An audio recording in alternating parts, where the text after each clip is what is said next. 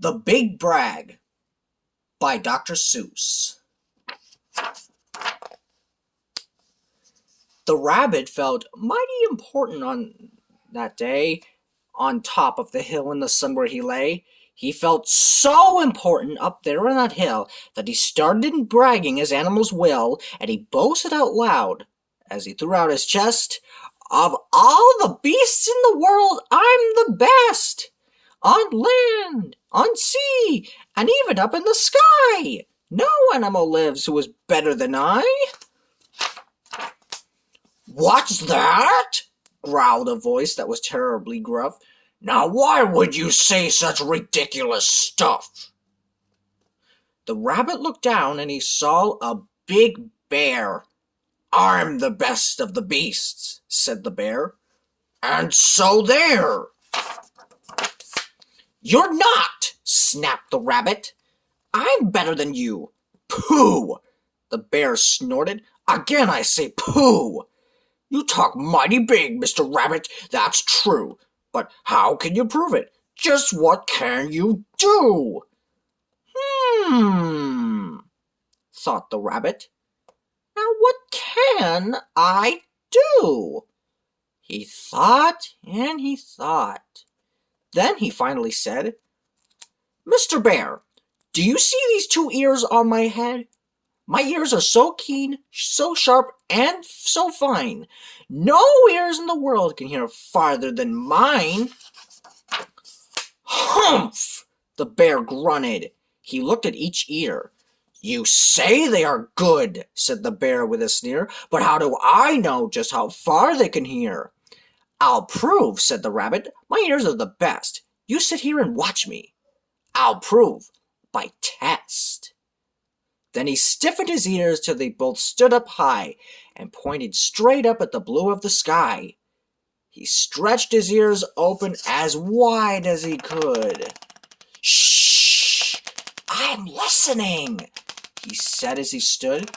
He listened so hard that he started to sweat, and the fur on his ears and forehead got wet. For 7 long minutes he stood. Then he stirred. Then he said to the bear, "Do you know what I heard? Do you see that far mountain? It's 90 miles off. There's a fly on that mountain. I just heard him cough. Now the cough of a fly, sir, is quite hard to hear when he's 90 miles off.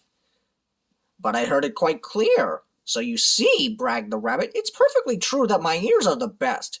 So I'm better than you." The bear, for a moment, just sulked as he sat, for he knew that his ears couldn't hear things like that. "This rabbit," he thought, "made a fool out of me. Now I've got to prove I'm better than he." So he said to the rabbit, "You hear pretty well. You can hear 90 miles off. But how far can you smell? See my nose? This nose on my face is the finest that grows. My nose can smell anything, both far and near. With my nose, I can smell twice as far as you hear." "You can't!" snapped the rabbit. "I can!" growled the bear, and he stuck his big nose way up in the air.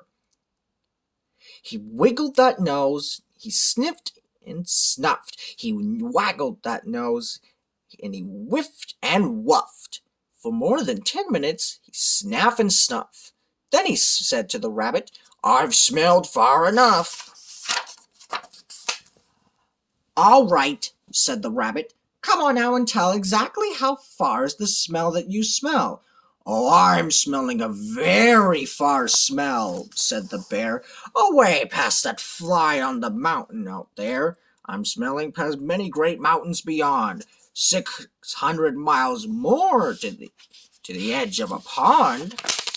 And way, way out there by the pond you can't see is a very small farm.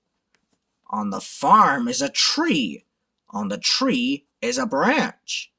On the branch is a nest, a very small nest where two tiny eggs rest. Two hummingbird eggs, only half an inch long. But my nose, said the bear, is so wonderfully strong. My nose is so good that I smelled without fail that the egg on the left is a little bit stale.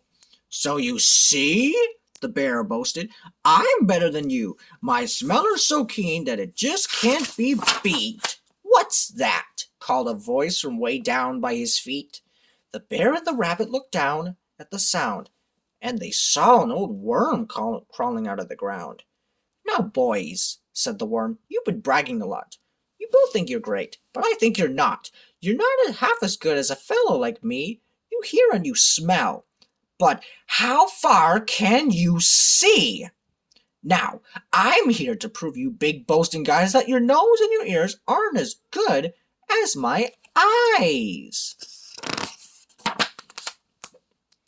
And the little old worm cocked his head to one side.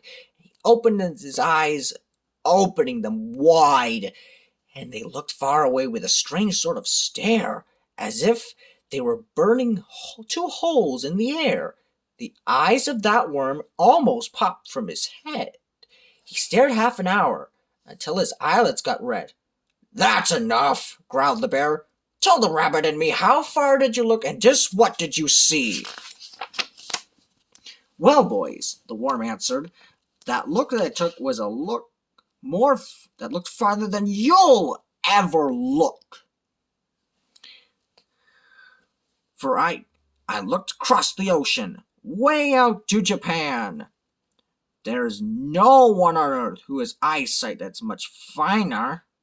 I looked past Japan, then I looked across China, I looked across Egypt, then took a quick glance across the two countries of Holland and France. Then I looked across England and also Brazil. But I didn't stop there. I looked much farther still.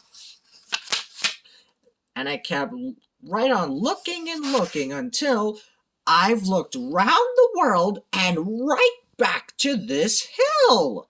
And I saw on this hill, since my eyesight's so keen, the two biggest fools that have ever been seen. And the fools that I saw were none other than you, who seem to have nothing else better to do than sit here and argue who's better than who.